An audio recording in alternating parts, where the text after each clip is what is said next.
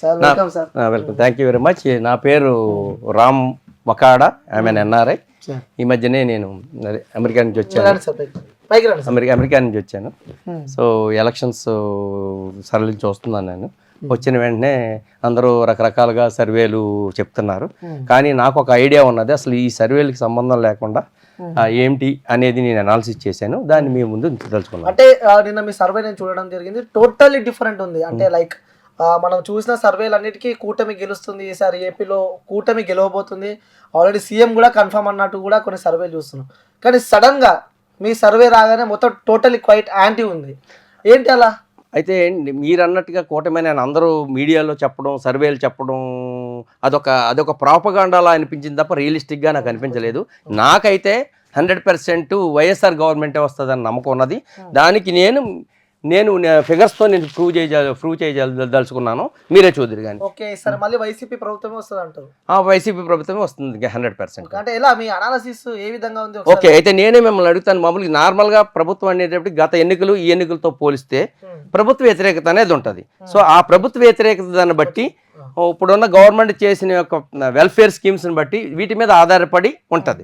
నార్మల్గా మీరు ఏమనుకుంటున్నారు, ప్రభుత్వ వ్యతిరేకత ఎంత ఉంటుందని అనుకుంటున్నారు? అంటే జనాలు చూస్తుంటే సార్ వ్యతిరేకత కూడా చాలా ఎక్కువనే ఉన్నట్టు తీవ్రంగా కనిపిస్తుంది. అంటే సుమారు ఒక 10% అనుకుందాం. 10%. మీరే చెప్తున్నారు కదా 10%. మీరు చెప్పినట్టుగానే 10% ఉందంటే గత ఎలక్షన్స్లో వచ్చిన మెజారిటీ ఆఫ్ ద ఓట్స్ని బట్టి వ్యతిరేకత ఎంత ఉన్నది. ఇప్పుడు ఈ గవర్నమెంట్ చేసిన వెల్ఫేర్ స్కీమ్స్, ఆ మెరిట్స్ డిమెరిట్స్ పోల్చి మీకు ఎక్స్ప్లెయిన్ చేస్తాను నేను. మీరే చూద్దరు కానీ. ప్రతి ఒక్కటి ఎక్స్ప్లెయిన్ చేస్తాను డెఫినెట్గా. ఓకే, సో ముందు ఇప్పుడు ఈ 2024 ప్రపోజల్ వచ్చే ఎలక్షన్స్లో 100% జగనే ఎందుకు వస్తాడనేది చెప్పడానికి నేను ముందు 2019లో వచ్చిన ఓటు పర్సెంటేజ్ని బేస్ చేసుకుని మీరు చెప్పినట్టుగా 10% యాంటీ ఇన్కన్వెన్సీ ఉంది, అలాగే మెరిట్స్ ఏంటి డిమెరిట్స్ అని కంపేర్ చేస్తూ మీ ఉన్న డౌట్స్ని క్లియర్ చేస్తూ నేను ఎక్స్ప్లెయిన్ చేస్తాను. సో మనం తప్పనిసరిగా చూడండి. ఇప్పుడు మీరు చెప్పారు కదా, ఇప్పుడు 2019లో ఎలక్షన్ రిజల్ట్స్ ఎలా ఉన్నాయో మీకు ఓటు పర్సెంటేజ్ చెప్తాను. ఎలక్షన్ రిజల్ట్స్ ఓటు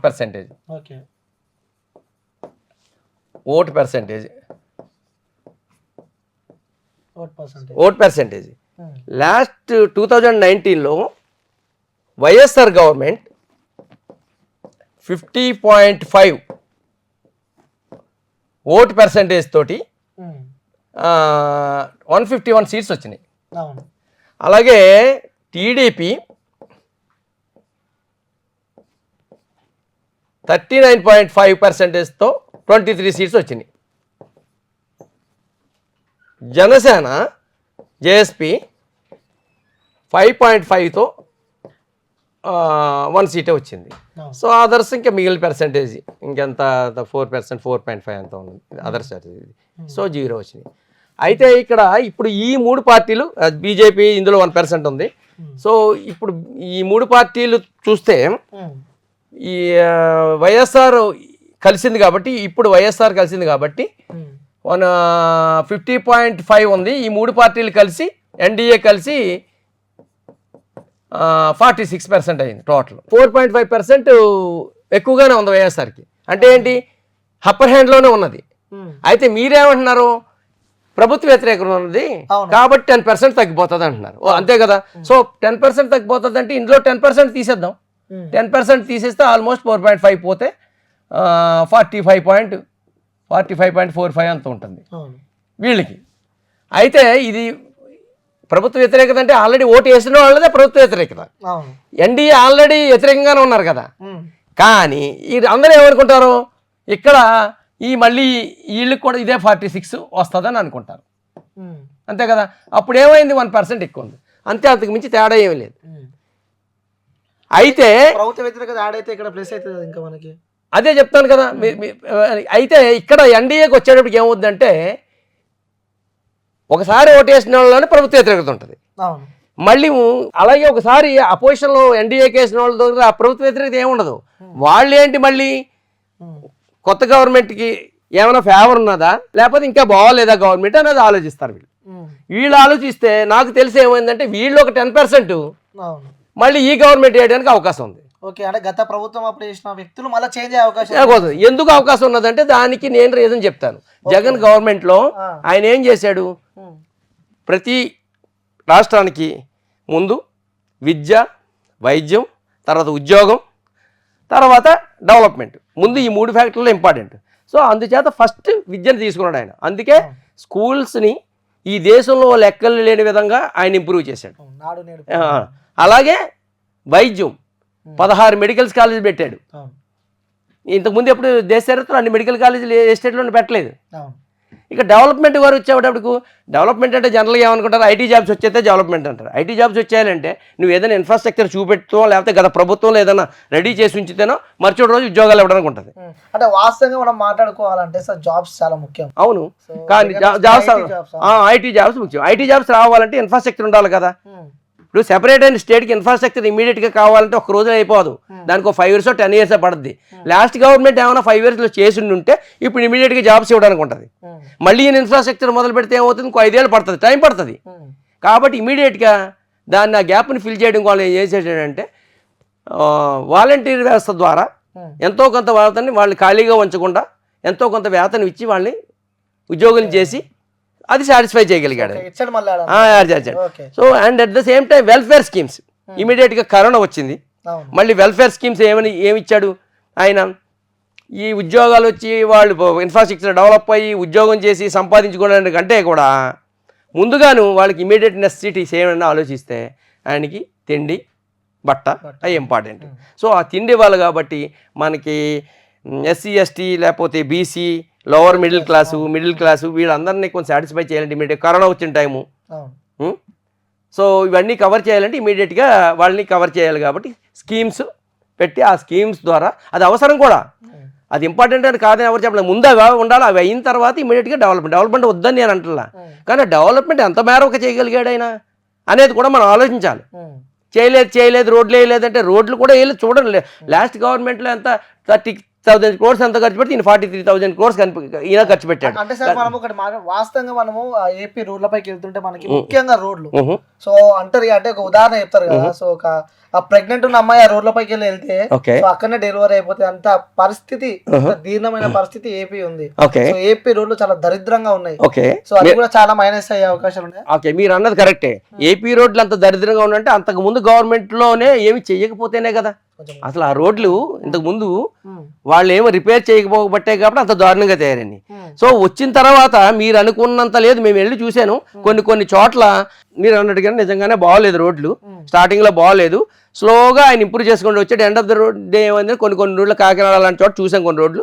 ఇదేంటి ఇంకా వేయలేదు, ఎలక్షన్ వచ్చేసింది రోడ్లు వేయలేదు ఏంటి అని అడిగితే లేదండి గత ప్రభుత్వంలో చేసిన కాంట్రాక్ట్ అండి, వాళ్ళు బిల్లులు రాక లేకపోతే బిల్లులు వాడేసుకుని చేశారని ఒక విధంగా చెప్తున్నారు కొంతమంది. మరి దానికి మనం ఏం చెప్తాం?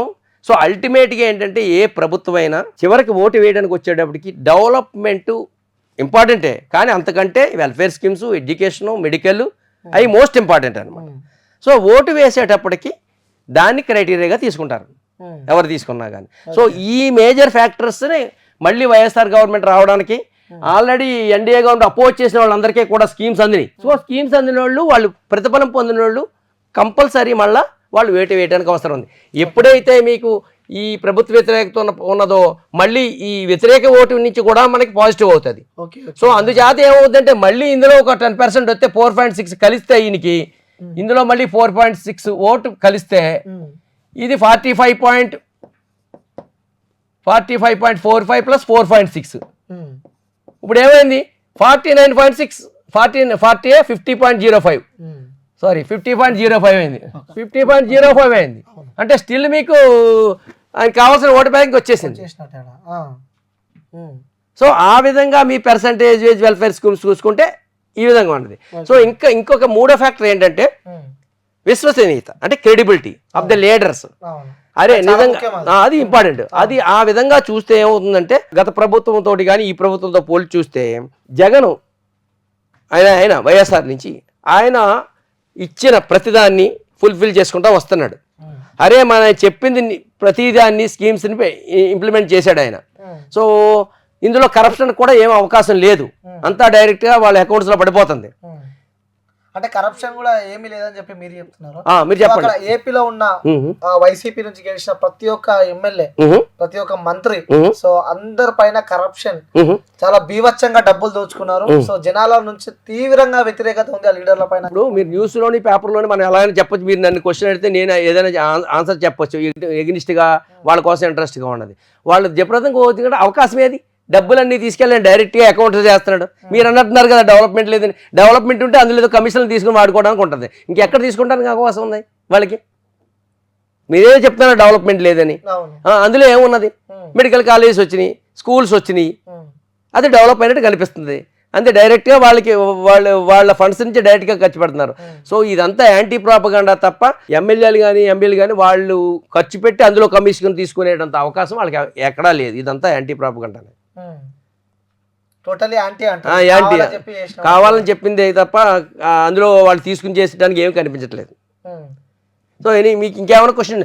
అలాగే విశ్వసనీయతకి వచ్చేటప్పటికి ఏముందంటే జగన్ ఆయన అనుకున్న ఆయన చెప్పిన ప్రతి స్కీమ్ని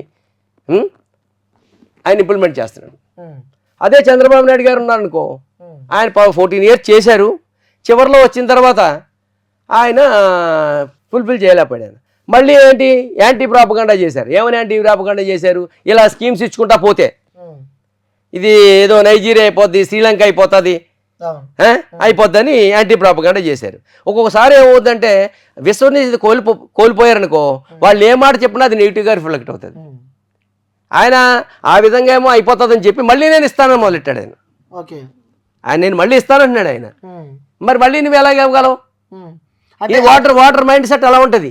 ఇప్పుడు ఒక మాట మాట్లాడి అదే పని చేయదని చెప్పి మళ్ళీ అది ఇస్తుంటే ఆయన మీద నమ్మకం పోయింది. ఇచ్చే హామీలు అన్ని దొంగ హామీలు, వైసీపీ ఇచ్చే హామీలు ప్రతి ఒక్కరు దొంగ హామీలు. సో మా 6 గ్యారంటీలో ప్రతి ఒక్కటి మేము గెలవగానే అమలు చేస్తాం అన్నట్టు కూడా కూటమి చెప్తున్నారు. అదే అంటుంటా. ఇప్పుడు వైఎస్ఆర్, ఇప్పుడు జగన్ ఏం చేశారు? ఆయన ఇచ్చిన ప్రతి నవరత్న అన్నింటినీ ఇంచుమించి 99.9 అందరికీ తెలుసున్న విషయమే. ఏ ఫలానా దాన్ని ఇంప్లిమెంట్ చేయలేదు, ఫలానా దాన్ని ఫుల్ఫిల్ చేయలేదు ఎవరినైనా చెప్పమనండి, అని ఫుల్ఫిల్ చేశాడు.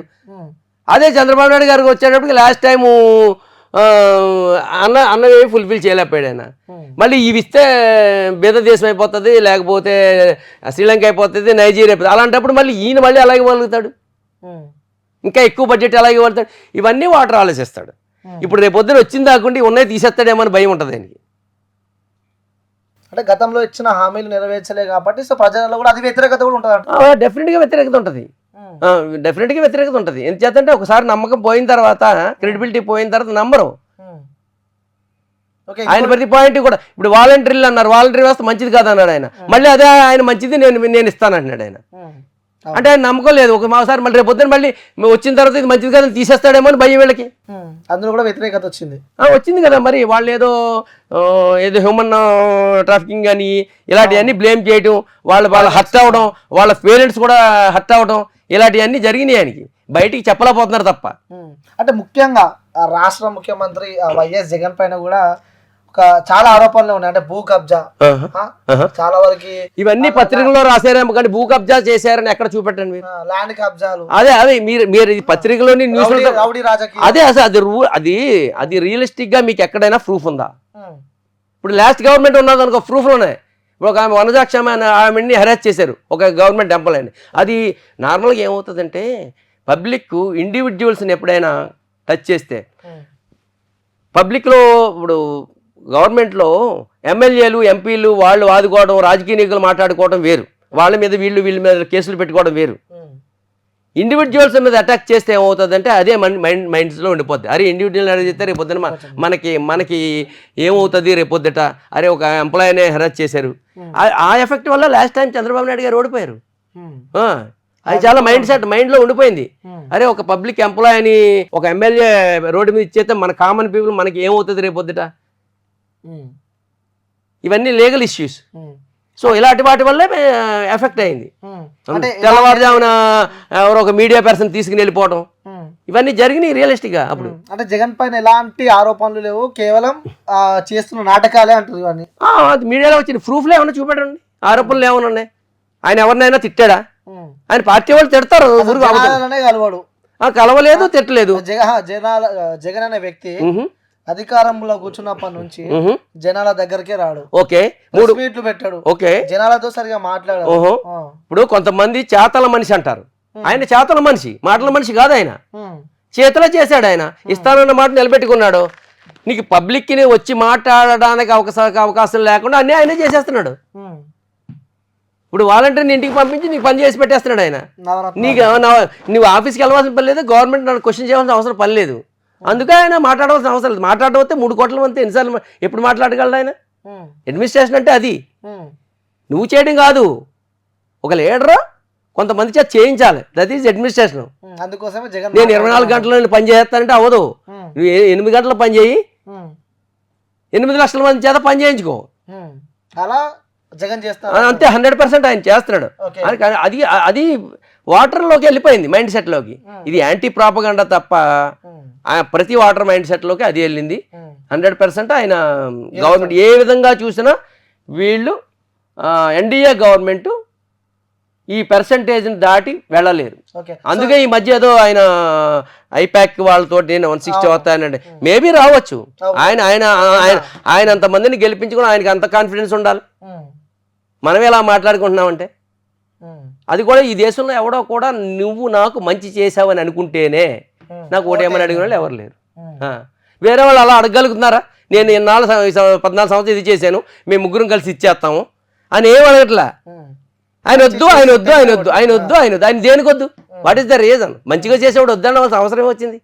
ఓటర్ అదే క్వశ్చన్ చేసుకుంటున్నాడు. ఓకే, అంటే ముఖ్యంగా ఈ ఎన్నికలకు సంబంధించి కూడా ఏపీలో సో పెద్ద సంఖ్యలో ఓటింగ్ పర్సంటేజ్ కూడా పెరిగింది. ఆ యువకులు, కొత్త ఓటర్లు, సో చాలా మంది కొత్త ఓటర్లు ఓట్లు వేశారు. సో ప్రతి ఒక్కరు ఆ బీసీ ఓటింగ్ కూడా పెద్ద ఎత్తున పవన్ కళ్యాణ్ వైపు, ఈ కూటమి వైపే ఉన్నారు అని చెప్పి కూడా సో వార్తలు ఇస్తున్నాయి. అంటే మనం రియలిస్టిక్ గా మాట్లాడుకోవాలి. సో పవన్ కళ్యాణ్ వైపు ఓటు ఉన్నారు, మీరు అన్నది అని నేను అంటాను. కొంతవరకు పవన్ కళ్యాణ్కి మూవ్ అవుతున్నారు. మరి లాస్ట్ టైం రిజల్ట్స్ తో పోలిస్తే మనం దాన్ని కంపేర్ చేసుకోవాలి. లాస్ట్ టైం ఆయనకి ఎంత 5.5% వచ్చింది, అవునా? ఇప్పుడు ఓటర్లు అంతా వచ్చేస్తే 50% వచ్చేస్తుందా? Is it possible? ఇంకో 5% పెరగచ్చు, 10% అవ్వచ్చు, అంతే కదా? అయినా ఎక్కడి నుంచి వచ్చారు కొత్త ఓట్లు? ఎంత పర్సెంటేజ్ వచ్చింది? ప్రతి వయసు వాళ్ళు అందరూ జనంలో ఉన్న లీడర్ కదా, పవన్ కళ్యాణ్ వ్యక్తి. సో ఓడిపోయినప్పటి నుంచి ఇప్పటిదాకా గ్రౌండ్ లో ఉన్న లీడర్ ఆయన. ఆయన ఎక్కడున్నాడు? ఎక్కడ లేడు. ఆయన జనాల మధ్య ఎక్కడ తిరగలేదు. ఈవెన్ స్టిల్ ఇప్పుడు కూడా జగన్ ఇచ్చిన ఫోటోలు, జగన్ గారు ఇచ్చిన ఫోటోలు ఆయన యాత్రలో ఆయన ఇవ్వలేకపోయాడు. అంటే ఎన్నికలు వస్తున్నాయని చెప్పి 2 నెలల ముందు బయటకు వచ్చిన వైఎస్ జగన్ అంటున్నారు. అది ఆయన ఎప్పుడు ప్రజల్లో ఉన్నట్టే లెక్క. ఒక చీఫ్ మినిస్టర్ ప్రజల్లో రోడ్ల మీద తిరుగుతాడే ఏంటి? అడ్మినిస్ట్రేషన్ మానేసి ప్రజలకి ఏం కావాలో ఆయనకు తెలుసు కాబట్టి ఆయన ఫుల్ఫిల్ చేస్తూ వాళ్ళ టీం ద్వారా, అదే వాళ్ళ యంత్రాంగం ద్వారా కావాల్సినవన్నీ ప్రజలకి అందించాడు. ఓకే, మొత్తానికి ఓటింగ్ పర్సెంట్ అంతా ఓకే. సో కొన్ని రోజుల రిజల్ట్ రాబోతుంది. సో మీ అనాలిసిస్ ప్రకారం కూడా ఈసారి మాత్రం మళ్ళీ వైఎస్ జగన్ వస్తారని చెప్పి 100% అందులో ఏ విధమైన అనుమానం లేదు. గట్టి కాన్ఫిడెంట్. ఎందుకంటే అవతల ఇప్పుడు మీరే ఆర్గ్యూ చేయండి, మీరు చెప్పండి ఎందుకు ఎన్డీఏ వస్తుందని మీరు చెప్తున్నారో చెప్పండి. మీరు ఎందుకు వస్తుందో నేను పర్సెంటేజ్ ఆఫ్ ఓట్స్ చెప్పాను. నేను ఆల్రెడీ 50% ఆయన ఉన్నాయి. ఆ 50% ఒకసారి 50% కూడా తగ్గొచ్చు కదా.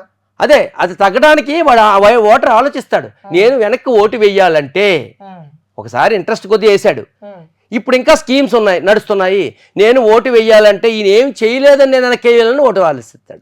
నేనేదో 5% 10% మీరు చెప్పాను తప్ప ఆ 10% కూడా తగ్గదు. అది 2% 5% తగ్గుతుంది. ఎందుచేత అంటే ఎగ్నిస్ట్ ఏమీ లేదు.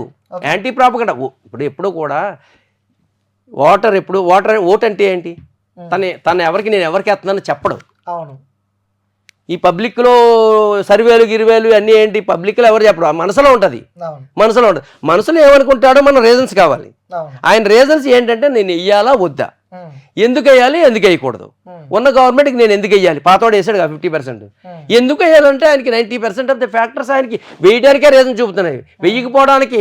వెయ్యకపోవడానికి ఆయనకి నెగిటివ్ లేదు, అపోజిషన్ పార్టీకి అంత స్ట్రెంగ్త్ లేదు వీళ్ళు ఏం చేస్తామని చెప్పడానికి అని అపనమ్మకం. సో అందుచేత వైఎస్ఆర్ జగన్కే వేయడానికి 100% నమ్మకం ఉన్నది. ఈవెన్ 10% కూడా 5% అది జనరల్గా ఉండే ఇది ఇన్ఫ్లుయెన్స్ వల్ల, మీడియా ఇన్ఫ్లుయెన్స్ వల్ల పబ్లిక్ కూడా అంత తెలియదు. 4 సార్లు పదే ఏదో చెప్తే నిజమని నేను నమ్మే పర్సంటేజ్ ఉంటుంది. చివరికి వచ్చాడు ఉంటుంది. Same thing with opposition parties. Okay, so 175కి 175 ఈసారి పక్క కన్ఫర్మ్ అని చెప్పి అంటున్నారు. ఇప్పుడు 175 ఎన్ని సీట్లు వస్తాయి అనుకుంటున్నారు? 175కి 175 అంటే నార్మల్గా ఆయన చేశాను నమ్మకం చెయ్యాలి అని ఉంటుంది. కానీ కొంతమంది ఆయన నిలబెట్టిన క్యాండిడేట్స్లో కూడా 175 మంది ఫేవరబుల్గా ఆయన చెప్పినట్టుగా చేయలేకపోవచ్చు, ఆ ఓటుని తీసుకురాలేకపోవచ్చు. ఆయన రావాలని ఉంటుంది. కానీ అందులో 10 మందో 20 మందో నెగిటివ్ ఉండొచ్చు. 100% అంత యాక్టివ్ ఎమర్జీ అయిపోయినంత క్వాలిటీస్ లేకపోవచ్చు, వాళ్ళకు ఉన్నది కెపాసిటీ అంతే. సో అలాంటి వాళ్ళు కొంతమంది పోవచ్చు. అల్టిమేట్గా ఏంటంటే నాకు తెలిసి అయితే మినిమం 110 వస్తాయి. అది తర్వాత ఎంతైనా రావచ్చు అని అనుకుంటున్నాను నేను. ఈ మధ్య అందరినీ ఓటర్స్ని గ్రౌండ్ లెవెల్లో చూసిన దాన్ని బట్టి. ఓకే, సో మొత్తానికి అయితే ఏపీ గడ్డపై మరోసారి వైసీపీ జెండా ఎగరబోతున్నారు 100%. అందులో ఏమీ తేడా లేదు. ఎందుకంటే ఇవే ఫ్యాక్టర్స్ మీరు సొంతంగా అనలైజ్ చేసుకోండి. అపోజిషన్ ఎప్పటికీ స్టిల్ లోవర్ హ్యాండ్లోనే ఉంది. అది ఎప్పుడు అప్పర్ హ్యాండ్ రీచ్ కాలేదు. వాళ్ళు అంత స్ట్రాంగ్ అంటారు. అంత స్ట్రాంగ్ ఉంది. Upper hand reach కాలేకపోయారు.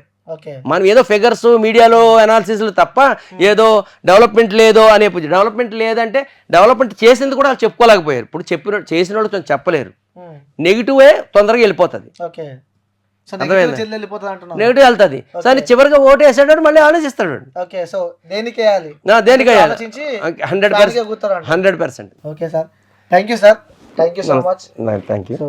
సో వియస్ చూడొచ్చు, ఎన్ఆర్ఐ రామ్ గారు కూడా తన సర్వేలో చెప్తున్నారు జగన్ గారు ఏమో 175 సీట్లు పక్కా కొడతామని చెప్పి చెప్తుంటే, సో తను అనాలిసిస్ ప్రకారం విత్ ప్రూఫ్స్ అండ్ విత్ ఎగ్జాంపుల్తో సగా మనకు చూపించాడు. సుమారు అంటే 110+ కొట్టే అవకాశాలు ఉన్నాయని చెప్పి కూడా చెప్పారు. సో ఇది మన రామ్ గారితో. సో ఇంకొక దాంతో మళ్ళీ కలుస్తా. Until then take care, bye bye, signing off. Kubera Lakshmi కటాక్షంతో అందరి ఇంట్లో బంగారం వజ్రం వెండి నిండా. లలిత అక్షయ తృతీయ బంగారు నగలకు తరుగులో 1% తగ్గింపు. వజ్రాభరణాలు క్యారెట్కు 5,000 తగ్గింపు.